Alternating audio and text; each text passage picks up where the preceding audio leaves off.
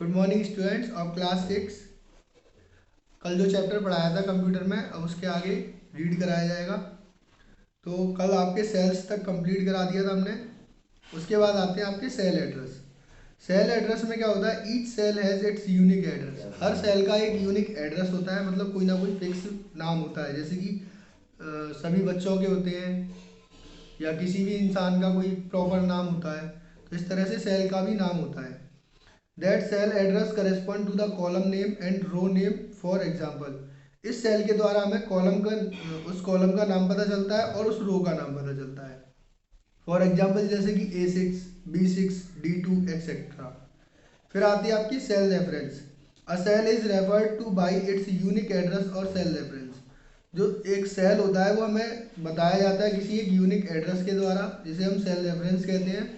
Which is the coordinate of the intersection column and row, जो कि column और रो के कोऑर्डिनेट होते हैं एक तरीके से। To identify a cell specify the column letter first followed by the row number. For example cell reference B8। देखो इसमें ये है, कोई भी एक सेल होगा उसको हम उसके नाम से बुलाएंगे, और जो उसका नाम होगा वो सेल रो और कॉलम के इंटरसेक्ट, मतलब दोनों के काटने से बनता है। बीच में बॉक्स बनेगा, तो जब रो और कॉलम एक दूसरे को कट करेंगे तभी वहाँ पे सेल बनेगा। तो उसमें जैसे कि इसमें ऊपर बताया था A6 से क्या पता चलता है कि जो A है वो कॉलम है और 6 है वो रो है। इसी तरह से इसमें बता रहा है B8 करके, तो B कॉलम है और 8 रो है। नेक्स्ट है ग्रिड लाइंस। ग्रिड लाइंस क्या होती हैं? The horizontal and vertical lines represent in the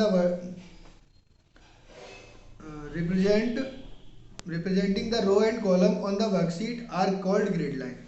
जो हॉरिजेंटल और वर्टिकल जो मैं बता रहा हूँ लाइनें होती हैं जिनके काटने से बॉक्स बनता है, वही हॉरिजेंटल और वर्टिकल होती है। जो खड़ी लाइनें होती हैं उनको वर्टिकल बोलते हैं, और जो लेटी हुई होती है उनको हॉरिजेंटल बोलते हैं। Grid lines allow us to see the identify each cell within a worksheet. Grid lines के द्वारा ही हमें वर्कशीट में जो वर्क करने के लिए बॉक्सेस बनते हैं। The grid lines can be turned off so that they are not display on the worksheet. अगर ग्रिड लाइन को टर्न ऑफ कर दिया जाए तो हमें वर्कशीट भी दिखाई नहीं देगी, but it is recommended that we have them on. लेकिन वहाँ पे ये पता चलेगा कि हम यहाँ पर हैं। फिर आता है आपका mouse pointer. The mouse pointer in the Excel sheet has the shape of a block plus sign. जो माउस पॉइंटर होता है वो हमारा इसमें प्लस के साइन के द्वारा शो कराया जाता है। The mouse pointer is display as a block plus sign whenever it is located on a cell in the worksheet. जब यह हमारी मतलब सेल के ऊपर या सेल के अंदर शो कराया जाएगा तो ये ब्लॉक प्लस के रूप में शो कराया जाएगा। Another column shape of the mouse pointer is the block arrow. और किसी अन्य कॉलम पे जाएंगे तो हमें एरो के रूप में ही दिखाई देगा।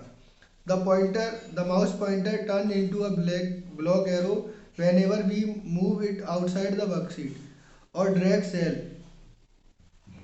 contents between the row और column।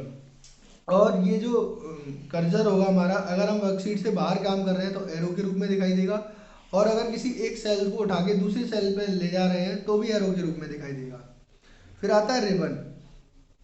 All Microsoft Excel 2007 command are organized into group of related command called ribbon। जो भी कमांड होती हैं MS एक्सेल 2007 से रिलेटेड, वो सभी हमारी कमांड होती हैं, उन्हें हम रिबन्स कहते हैं। Each ribbon is display by clicking it's tab found below the title bar. जो हर एक रिबन होता है वो हमारा टाइटल बार पर दिखाई देता है। Each collection of command found in A ribbon is further grouped in section. और जो भी ईच कलेक्शन ऑफ कमांड की जो भी कलेक्शन होते हैं फाउंड इन अ रिबन, वो रिबन में हमें देखने को मिलते हैं। Is further grouped into section के हिसाब से। A command is invoke by clicking on its hot button. The setting for a command are chosen by either using a drop down menu or clicking on the dialog box launcher button. जो हमारी command होती है वो it's hot button, वो इसकी hot button होती है। और ये सेटिंग हमारी choosing by either a drop down menu, जो मेन्यू हमारे सामने खुला होगा उसमें से सिलेक्ट कर सकते हैं, और clicking on the dialog box, या डायलॉग बॉक्स में से भी हम निकाल सकते हैं। फिर आता है home tab. This is the most use tab, ये बहुत ही यूजेबल टैब होता है। It incorporates all text and cell formatting features such as font and paragraph changes। इसके द्वारा हम टेक्स्ट या सेल फॉर्मेटिंग या फॉन्ट या पैराग्राफ को चेंज कर सकते हैं। The home tab also include basic spreadsheet formatting element such as text, wrap, merging cell and cell styles. Home tab के अंदर हमारे ये सभी एलिमेंट होते हैं, टेक्स्ट, रैप, मर्जिंग सेल और सेल स्टाइल्स। इंसर्ट टैब आता है उसके बाद नेक्स्ट। इसके अंदर हमें क्या क्या मिलता है, इसके अंदर this tab allow us to insert a variety of item. इसमें कई सारे आइटम होते हैं जैसे कि पिक्चर, क्लिप आर्ट, हेडर और footer. Page layout, page layout में हमारे margin, orientation and themes. Formula tab, formula tab के अंदर हमारा क्या क्या होता है, फॉर्मूला टैब में this tab has command to use when creating formula. जब भी हम फार्मूला बनाते हैं, फार्मूला लगाते हैं, तब इस टैब का यूज किया जाता है। This tab holds an immense function library which can assist when creating any formula और फंक्शन इन द स्प्रेडशीट। ये हमारी मदद करता है जब भी हम कोई भी फार्मूला या कोई भी काम उस वर्कशीट में करते हैं तब।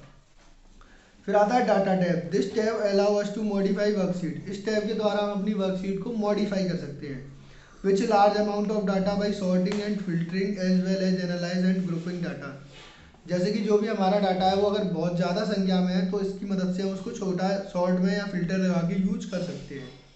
रिव्यू टैब, रिव्यू टैब के द्वारा this tab allow us to correct spelling and grammar issue as well as setup security protection. इस टैब के द्वारा हम अपनी स्पेलिंग या ग्रामर का कोई भी इशू है तो उसको सही कर सकते हैं। It also provide the track change and notes feature. इसके अंदर ट्रैक चेंज मतलब चेंजिंग के और नोट्स फीचर, नोट्स की भी फीचर्स होते हैं। Providing the ability to make notes, इसमें हम नोट्स तैयार कर सकते हैं। And change to someone's document, और किसी के भी डॉक्यूमेंट्स को चेंजिंग कर सकते हैं। फिर आता है व्यू टैब। व्यू टैब में क्या होता है, this tab allow us to change the view of the document including freezing और स्प्लिटिंग पेन्स। इसमें हम देख सकते हैं कि कौन से डॉक्यूमेंट फ्रीज किए हुए हैं या स्प्लिट पेन्स में रखे गए हैं। Viewing grid line and height cells, इसमें हम ग्रिड लाइन और हाइट सेल्स को भी देख सकते हैं। फिर आता है आपका Office button. The Office button located at the top left of MS Excel window, जो कि MS एक्सेल विंडो में बिल्कुल कॉर्नर में लेफ्ट हैंड पे दिखाई देता है। साइड में इसका आइकन भी बना हुआ है, इस तरह से दिखाई देता है।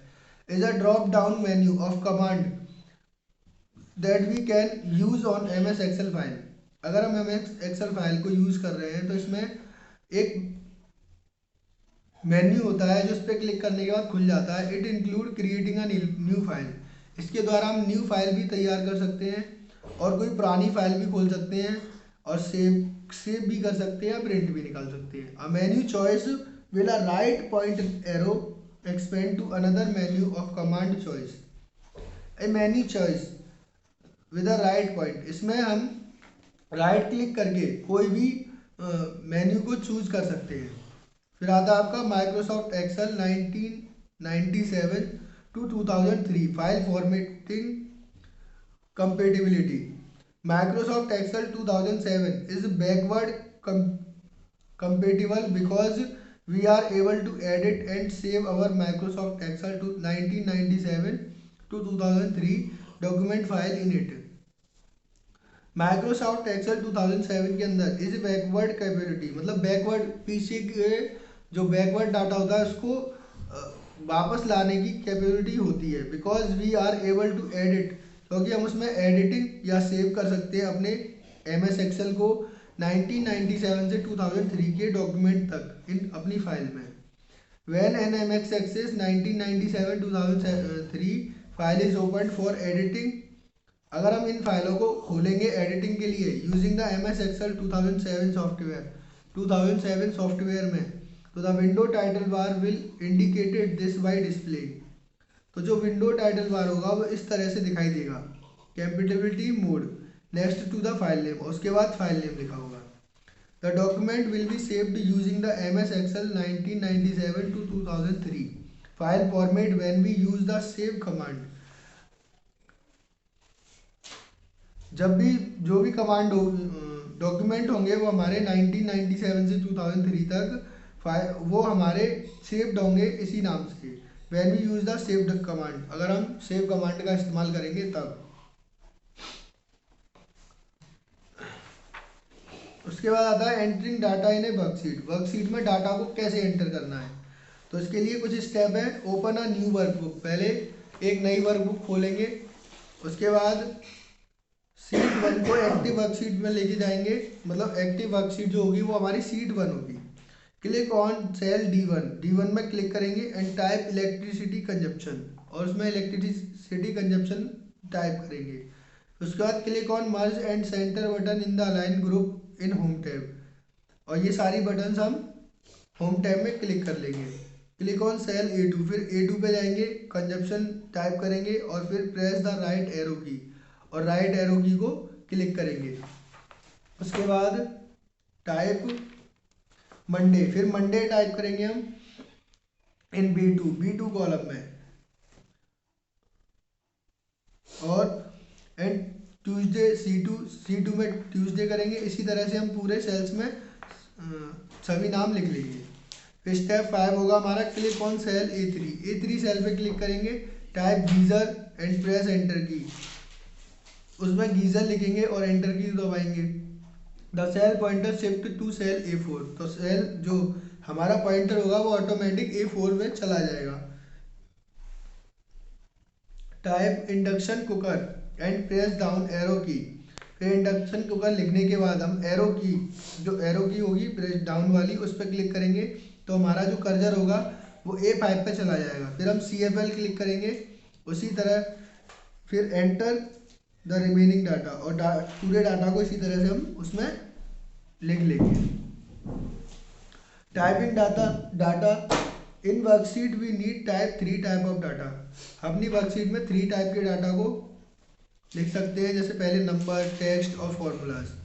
नंबर में क्या होता है, number are value that consist of numbers like 0 to 9 and characters like symbols are include in numeric data. जो नंबर्स होते हैं वो हमारे 0 से 9 तक, और सिम्बल्स भी होते हैं जो हम न्यूमेरिक डाटा में लिख सकते हैं।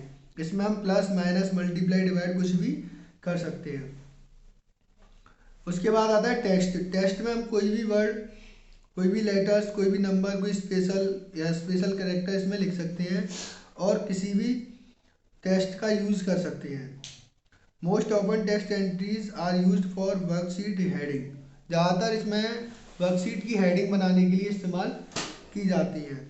Formula, a formula is a mathematical equation involving number, value, operation and cell address used for performing. Formula जो होता है वो हमारी मैथमेटिकल इक्वेशन, मैथ की कोई इक्वेशन होती है जिसे हम नंबर्स में या किसी भी ऑपरेटर या सेल एड्रेस के द्वारा शो करा सकते हैं। कैलकुलेशन ऑन वर्कशीट में कैलकुलेशन करके। Formula can range from basic mathematical operation to complex calculation. Formula जो होता है वो हमारा किसी भी मैथमेटिकल यूज के लिए या किसी कॉम्प्लेक्स कैलकुलेशन के लिए होता है। Formula being an equal to sign, formula लगाने से पहले हम इक्वल का साइन लगाते हैं। तो आज आपका इतना ही पढ़ाया जाएगा, बाकी का नेक्स्ट पढ़ाएंगे और चैप्टर कंप्लीट कराएंगे। आज इसकी एक्सरसाइज भी आपको सेंड की जाएगी, वो आपको कंप्लीट करनी है। Thank you.